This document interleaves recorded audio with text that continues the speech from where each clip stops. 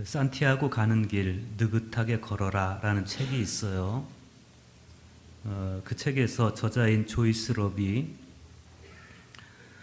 엘 브루고 라네로의 그 대피소 벽에 걸려있는 글귀를 소개해 줍니다. 순례자여, 당신이 길을 걷는 것이 아니라 당신이 곧 길이다. 당신의 발걸음, 그것이 카미노다. 이렇게 말합니다. 카미노는 스페인어로 길이라는 뜻을 가지고 있습니다. 순례자가 된다는 것은 길을 걷는 것이 아니라 길이 되는 여정이다. 그렇게 받아들여집니다. 그리스도교 신앙 안에서 생각해 보면 그 말이 딱 맞는 것이, 예수님께서도 당신 자신을 향해서 나는 길이다 그렇게 말씀하셨습니다. 예수님은 공생애 이후로 줄곧 한 곳에 머물지 않고 유랑을 하셨습니다. 북쪽 갈릴리 호수로부터 시작해서 남쪽 예루살렘까지 대략 150km 정도의 거리가 예수님의 길이었습니다. 그렇지만 사실은 예수님께서 그 길을 걸으셨다기보다는 당신이 길로서 당신의 여정을 다 하신 것이다. 이렇게 보면 그게 더 정확하겠어요. 예수님의 제자가 된다는 것은 길이신 예수님을 따라 걷는다. 그런 의미이겠습니다. 그렇다면 우리에게는 두 가지 질문이 가능하게 됩니다. 하나는, 과연 예수님의 12 제자는 길이신 예수님을 잘 따라갔을까? 또 하나의 질문은, 그렇다면 우리는 길이신 예수님을 잘 따라 걷고 있는 것일까? 질문에 대한 답을 잠시 유보하고 오늘 복음서의 말씀을 먼저 보겠습니다. 지금 예수님은 갈릴리를 떠나서 예루살렘을 향해서 가시는 중입니다. 예수님의 이 여정은 죽음을 향해서 가는 여정인데 예수님은 이 여정을 포기할 생각이 없어 보입니다. 사실 예수님의 마음을 답답하게 한 것은 예루살렘에 가서 당신이 죽게 될 그 죽음에 대한 공포는 아니었습니다. 모든 것을 버리고 예수님을 따라 나섰고 예수님과 함께 예루살렘을 걷고 있는 제자들, 그리고 거기서 자부심을 느끼고 있는 제자들, 보소서 우리가 모든 것을 버리고 주를 따랐나이다 이렇게 고백하는 제자들, 그러나 정작 길에서 보면 예수님을 따라 걷지 못하고 자기 욕망을 따라 걷는 제자들, 그것이 예수님께는 더 마음 아팠습니다. 그들의 길은 예수님이 아니었습니다. 그들은 욕망이라는 길을 걷고 있습니다. 우리는 오늘 복음서의 말씀이 있기 전에 예수님께서 제자들에게 3번이나 당신의 순환을 예고하신 사실을 알고 있습니다. 그런데 마가는 예수님의 순환 예고 전후에 제자들의 영적 상태를 암시하는 사건들을 의도적으로 배치해 놓고 있습니다. 첫 번째 순환 예고 직전에 나오는 벳세다의 맹인 이야기는 어쩌면 아직도 여전히 보아야 할 것을 제대로 보지 못하고 있는 제자들의 이야기인지도 모르겠어요. 두 번째 순환 예고 앞에는 귀신 들린 소년을 앞에 두고 쩔쩔매는 제자들의 모습이 나옵니다. 그리고 세 번째 순환 예고가 있은 후에 지난주 우리가 보았던 복음서의 말씀이 이어지는데, 야고보와 요한이 주님께 나와서 주님께서 영광의 자리에 앉을 때 자기들을 하나는 주님의 우편에 하나는 주님의 좌편에 앉게 해 주십시오, 이렇게 청탁하는 이야기가 나옵니다. 다 달라 보이는 이야기지만 곰곰이 들여다보면 한결같이 제자들이 잘못 이해하고 있는 길에 관한 이야기입니다. 왜 제자들은 길이신 예수님을 따라 걸으면서도 정작 예수님과 다른 길을 걷고 있는 것일까? 자신들의 무지함과 생각의 어두움, 그것을 인정하지 않은 채 무지함과 어두움 속에서 주님을 이해했기 때문에 그렇습니다. 오늘 복음서의 말씀에서 마가는 주님을 따른다는 것이 무엇을 의미하는지 그것을 맹인 거지 바디메오의 이야기를 통해서 들려줍니다. 바디메오는 길에 앉아 있다가 우연히 예수님을 만나는데 이 바디메오의 처음 모습은 막연하기 이를 데 없습니다. 바디메오는 눈으로 예수님을 확인한 것이 아니고 웅성거리는 소리를 들으면서 예수님께서 오셨다고 느꼈습니다. 그 막연함 속에서, 그 어두움 속에서 이 바디메오가 예수님을 향해서 소리를 질러요. 다윗의 자손 예수여, 나를 불쌍히 여기소서. 잠잠하라는 주변의 충고에도 아랑곳하지 않고 바디메오는 다윗의 자손 예수여, 나를 불쌍히 여기소서. 이렇게 거듭 더욱 크게 소리를 지릅니다. 병자가 이렇게 자기 병을 고치기 위해서 다윗의 자손 칭호를 사용하면서 주님께 부르짖는 그러한 행위에는 전승사적인 배경이 있습니다. 당시 유대인의 솔로몬 전승은 다윗의 자손으로 불리는 메시아가 지혜를 가르치는 권위뿐 아니고 귀신들에 대한 지배권도 갖추고 있다, 이렇게 봤습니다. 솔로몬의 유훈서 20장 1절에 보면 한 남자가 왕에게 이렇게 외쳐요. 다윗의 자손 솔로몬 왕이여, 저에게 자비를 베풀어 주십시오.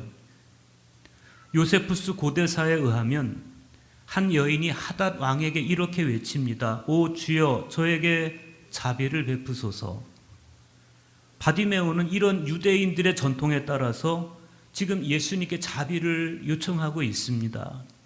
놀라운 것은 당시 사람들이 예수님을 그저 출신지에 따라서 나사렛 사람 예수 혹은 요셉의 아들 이렇게 불렀던 것에 비해서 바디메오는 정확하게 구약 예언의 전통에 따라서 다윗의 자손 예수여 이렇게 부르고 있다는 겁니다.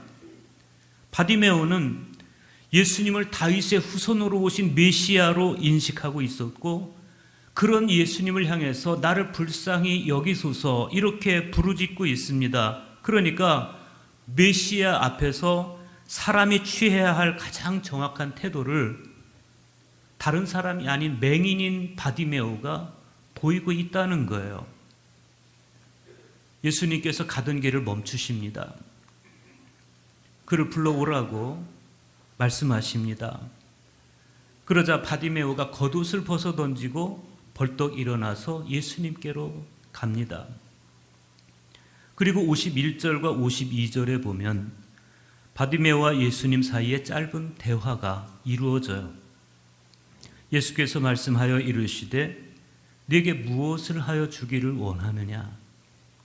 맹인이 이르되 선생님이여 보기를 원하나이다. 그리고 주님의 선언이 떨어집니다. 가거라, 내 믿음이 너를 구원하였느니라. 그리고 마가는 그 이후의 상황을 담담하게 소개해 주고 있어요. 그가 곧 보게 되어 예수를 길에서 따르니라. 무심히 보면 그랬나 보다 할 수 있는 이야기인데 한 사람이 눈을 떴다는 게 얼마나 굉장한 사건입니까? 저 같으면 바디메오처럼 눈을 떴으면 부모님에게로 달려갈 것 같아요. 아버지 나 눈 떴어요. 제일 먼저 자랑하고 싶을 것 같아요. 아니면 어디 경치 좋은 곳을 찾아갈 것 같아요. 그래서 내가 눈 떴다는 사실을 그 풍경을 보면서 즐기고 싶을 겁니다. 그런데 바디메오는 예수를 따랐다고 이야기합니다. 이 사건은 맹인에게 세 가지 치유가 동시에 일어났다는 것을 우리에게 보여주고 있습니다. 먼저 바디메오는 예수님께 믿음을 인정받습니다. 그리고 그 믿음의 대가로 눈을 뜹니다. 뿐만 아니라 한 걸음 더 나아가서 예수를 따르는 사람이 됩니다. 바디메오는 예수님이 누구신지를 알았을 뿐만 아니라 그 따름으로 인해서 역사의 주체로 서게 됩니다. 본회포 목사에 따르면 신앙이란 나의 의도를 포기하고 하나님의 품에 자신을 던지는 모험입니다. 그런데 그게 어떻게 가능합니까? 어떻게 나를 포기하고 하나님의 품에 자신을 던질 수 있습니까? 먼저 눈을 뜨는 과정이 우리에게 있어야 됩니다. 그러기 위해서 현대 그리스도인들, 저와 여러분은 바디메오의 부르짖음을 배워야 됩니다. 자신의 영적 실존이 불쌍하다는 사실을 아는 사람은 구원의 현실 앞에서 바디메오처럼 절박할 수밖에 없습니다. 오늘 이 마가복음의 이야기를 통해서 우리가 봐야 될 것, 그게 뭐겠습니까? 바디메오의 내면이 믿음에 의해서 밝아졌을 때 그 내적 밝음으로 인해서 외적 밝음이 가능했다. 견시관이라는 말이 있습니다. 볼견, 볼시, 볼관, 이 세 가지는 다 보는 걸 이야기합니다. 우리가 어떤 사물을 볼 때 그 사물을 보는 우리의 시선은 견시관에 의해서 이루어집니다. 보는 것인데 어떤 시선으로 보느냐, 견으로 보느냐, 시로 보느냐, 관으로 보느냐, 여기에 따라서 보는 수준이 달라지고 차원이 달라집니다. 볼견, 이것은 견해를 가지고 보는 겁니다. 볼시, 이것은 시각을 가지고 보는 겁니다. 그런데 견해로 보고 시각으로 보는, 여기에서 대개 다툼이 생겨나요. 왜 그렇습니까? 바라보는 각도에 따라서 보이는 면도 각각 다 다르고, 거기에다가 사람의 욕망까지 더해지면 사람이란 견해 속에 갇히고 시각 속에 갇히기 때문에 거기서 다툼이 생깁니다. 그래서 중요한 것은 통찰력을 가지고 보는 관, 이게 중요하다는 겁니다. 이 관은 똑같이 보는 것이지만 욕망에서 벗어난 시선이고 하나님을 향해서 눈뜬 시선입니다. 바디메오가 눈을 뜨는 과정을 보면 이 견시관, 이 시선의 진보가 나타나고 있습니다. 그의 시선은 마침내 견을 넘어서 시를 넘어서 관에 도달하고 있습니다. 그렇기 때문에 바디메오가 눈을 떴을 때 세상을 즐기기 위해서 달려가지 않고 예수님을 따라 나서는 사람이 되는 겁니다. 이 바디메오의 이야기는 오늘 저와 여러분 모두에게 예수님을 바라보는 시선에 있어서 견과 시를 넘어서 관에 도달할 것을 요청하고 있어요. 예수님을 바라보는 진정한 시선을 갖지 못하면 비록 눈을 뜨고 있다고 해도 우리는 오히려 보고 있다는 그 사실로 인해서 어둠의 지배를 받을 수도 있습니다. 우리 시선은 필경 내 눈으로 보는 것, 이목지관의 세계에 종속되고 마는 겁니다. 복음의 진실 안에서 사람의 중심을 보지 못하고 세속의 편견으로 사람의 외모만 보게 될지도 모릅니다. 창조의 진실 안에서 자연을 보지 못하고 투기의 목적으로 땅을 보게 될지도 모릅니다. 마음의 빛을 잃어서 마음이 어두워지면 설사 지금 내가 눈을 뜨고 본다 해도 그냥 표면적으로 보이는 세상에 종속되고 마는 거예요.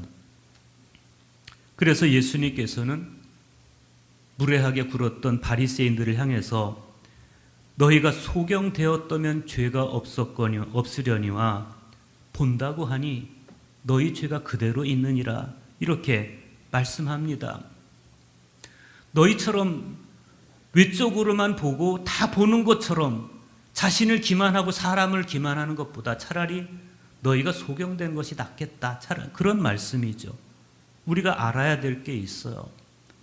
우리가 눈을 가졌다고 해서 이 눈으로 보는 것이 진짜 보는 게 아니라는 겁니다. 우리는 육신의 눈을 뜨기 이전에 먼저 내면의 눈, 즉 영적인 눈을 떠야 됩니다.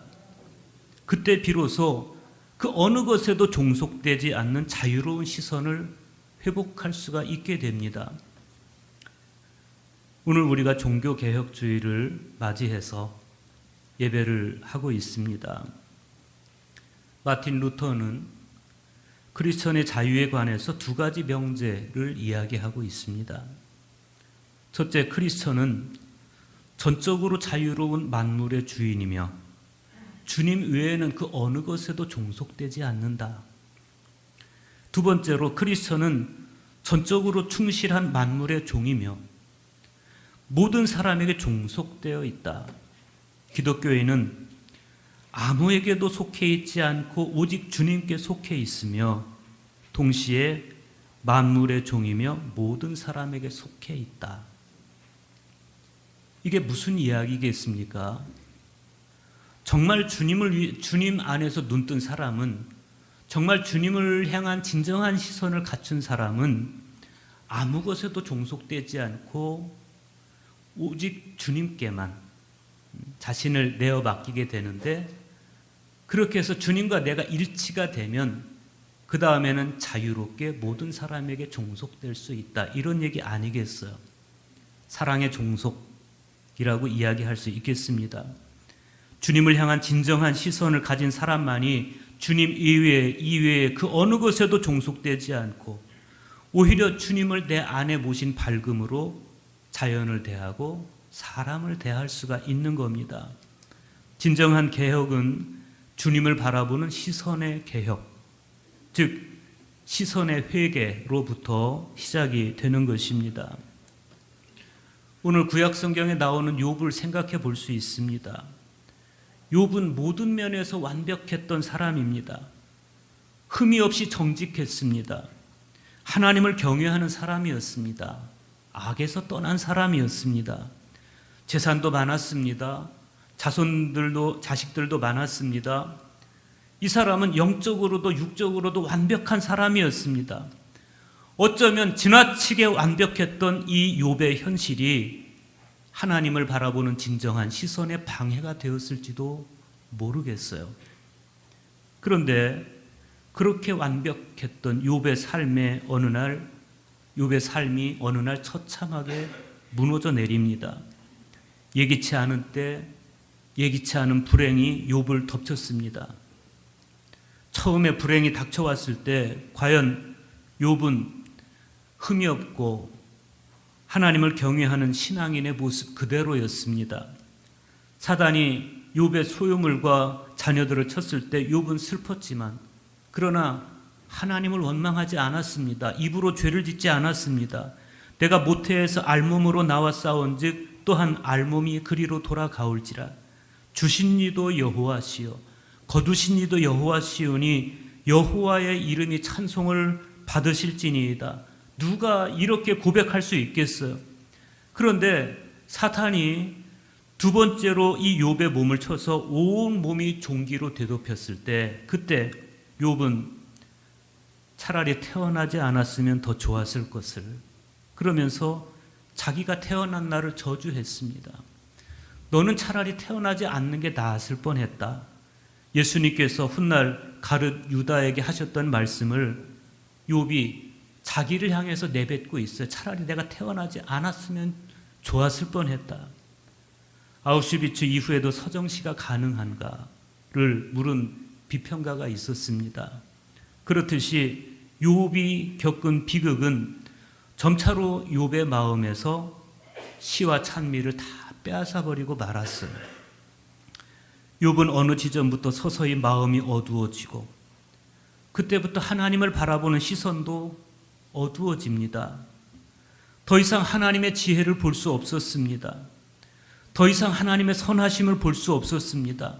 그 어두움 속에서 욥은 내게 반항하는 마음과 근심이 있다고 계시지 않고 보이지 않는 하나님을 향해서 불편한 기색을 드러냅니다. 그런 욥에게 하나님께서 무지한 말로 생각을 어둡게 하는 자가 누구냐? 너는 대장부처럼 허리를 묶고 내가 네게 묻는 것을 대답할지니라. 내가 땅에 기초를 놓을 때 네가 어디 있었느냐? 누가 그것의 도량법을 정하였는지, 누가 그 줄을 그것의 위에 띄웠는지 네가 아느냐? 바다가 그 모태에서 터져 나올 때 문으로 그것을 가둔 자가 누구냐? 그러시면서 폭풍 가운데서 욥에게 질문을 던지세요. 하나님의 질문은 집요했고 풍부했습니다. 이 질문을 성찰하면서 욥은 점차 자기 존재가 하나님께서 창조하신 존재요, 하나님께서 창조하신 자연 속에서 순환되는 존재라는 사실을 깨달아갑니다. 해가 아침에 떴다가 밤이면 지듯이, 별이 밤이면 떴다가 아침이면 지듯이 사자도 암사슴도 까마귀도 그리고 자기 자신도 창조 질서의 조화로움 안에서 존재하는 것, 그 사실 뿐만 아니라 그 조화와 질서 안에서 하나님은 자기를 붙들고 있는 그 손을 절대로 놓지 않으시면서 자기가 비탄에 잠겨있던 그 모든 순간을 같이 동일한 비탄에 잠겨서 함께 해 오셨음을, 비가 올 때 비를 함께 맞아주듯이 하나님은 자기와 그 모든 비탄의 순간을 함께 하셨음을 욥이 깨달아갑니다. 마침내 욥이 뭐라고 고백합니까? 보소서, 나는 비천하오니 무엇이라 대답하리이까? 손으로 내 입을 가릴 뿐이로소이다. 길고 길었던 질문의 터널 끝에서 욥은 역설적으로 자기가 지금까지 본 것, 지금까지 말한 것에 대해서 근본적으로 재고하게 됩니다. 다시 말하면 욥에게서 시선의 회개가 새로이 시작되고 있는 것을 볼 수가 있어요. 지난주에 우리가 보았던 욥이 표현한 그 불편한 마음, 그 불편한 표현들에 대한 하나님의 말씀이 무엇이었습니까? 무지한 말로 생각을 어둡게 하는 자가 누구냐? 그런데 오늘 말씀에 보면 욥이 이렇게 말해요. 무지한 말로 이치를 가리는 자가 누구니까? 여러분, 이건 질문이 아닙니다. 무지한 말로 생각을 어둡게 하는 자가 누구냐 하신 이 하나님의 물음에 대한 욥의 자기 고백, 즉 자신의 무지함에 대한 인정입니다. 지금껏 자신에 취해서 살아온 욥입니다. 욥은 사람뿐 아니라 하나님도 인정하시는, 흠이 없이 정직하고 하나님을 경외하고 악에서 떠난 사람이었습니다. 욥이 누리는 풍성한 재산들과 종들과 자녀들은 욥의 그 흠이 없는 정직과 신앙에 대한 보상이라고 욥은 그렇게 생각했을지도 모르겠어요. 그래서 욥은 자신에게 찾아온 고난에 대해서 내심 이해도 할 수 없었고 동의도 할 수 없었습니다. 그런데 하나님께서 욥을 찾아오셨습니다. 하나님께서 욥을 다시 한번 자신의 모습을 보여주시는데, 하나님이 보여주시는 자신의 모습은 의외로 어두운 모습이었고 의외로 무지한 모습이었습니다. 욥은 하나님의 창조 섭리에 무지했고 하나님의 마음을 모르는 어두움 속에서 있었습니다. 그 어두움 속에서 말했고 어두움 속에서 부르짖었습니다. 그랬던 욥이 하는 말을 들어보세요. 욥기 42장 3절 하반절 보십시오.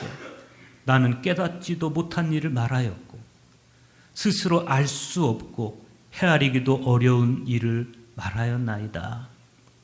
자기는 확신 속에서 많은 말을 했지만, 그러나 하나님과의 깊은 대화 속에서 그 많은 말들이 하나같이 어쩌면 그렇게 깨닫지 못하고 알지 못하고 헤아리지 못한 상태에서 내뱉었던 말인지 그것을 욥이 깨달은 거예요.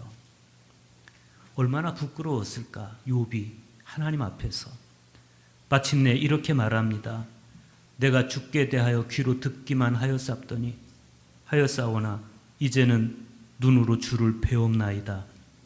그러므로 내가 스스로 거두어드리고 티끌과 죄 가운데서 회개하나이다. 우리는 여기에서 분명히 욥이 새로운 무엇에 눈을 떴음을 느낄 수 있습니다. 이제 욥에게 더 이상 하나님은 막연한 실체가 아니었습니다. 무엇보다도 하나님이 욥에게 더 이상 관념적인 하나님이 아니었습니다. 욥은 지금 하나님을 눈으로 뵙고 있다고 말합니다. 욥의 시선이 마침내 견을 넘어서 실을 넘어서 관에까지 도달한 것입니다. 마침내 영의 눈을 뜬 것입니다. 맹인 바디메오가 진정으로 보는 자가 된 것처럼 욥 역시도 진정으로 보는 신앙인이 됐어요. 1738년 5월 24일 성공회의 젊은 신부였던 존 웨슬리가 모라비안 교도들의 집회소에서 바로 이 눈을 뜨게 됩니다.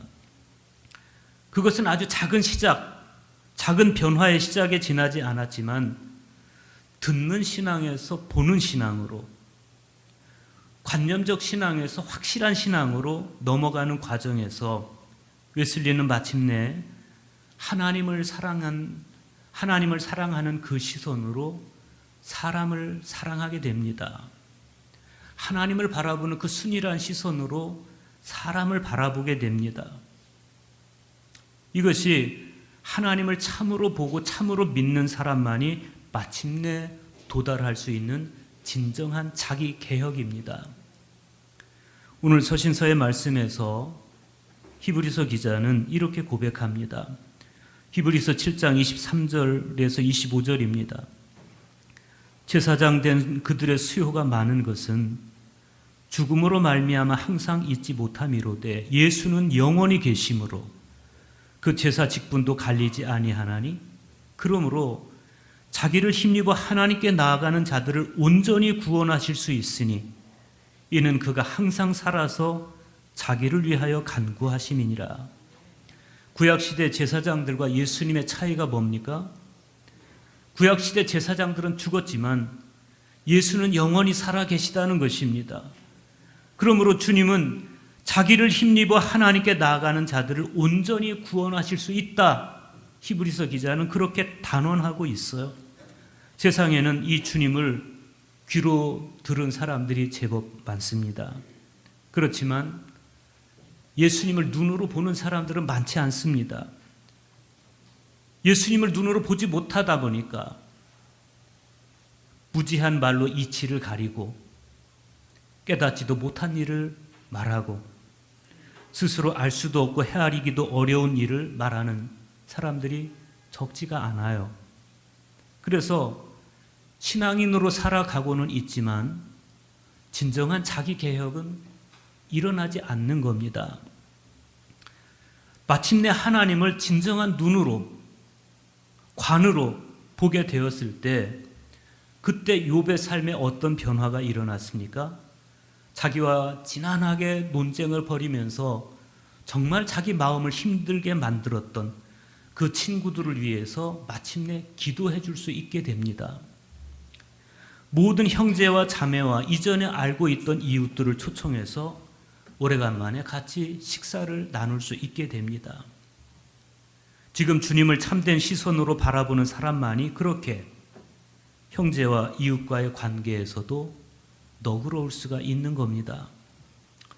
우리 모두 바디메오처럼 견을 넘어서 실을 넘어서 관에 도달한 시선으로 주님을 바라보고 주님을 따를 수 있고 욥처럼 듣기만 했던 신앙에서 이제는 주님을 보는 자가 되어서 길이신 예수 그리스도를 따라서 마음 좋고 손 좋고 발 좋은 그런 사람으로 살아갈 수 있기를 주님의 이름으로 축원합니다.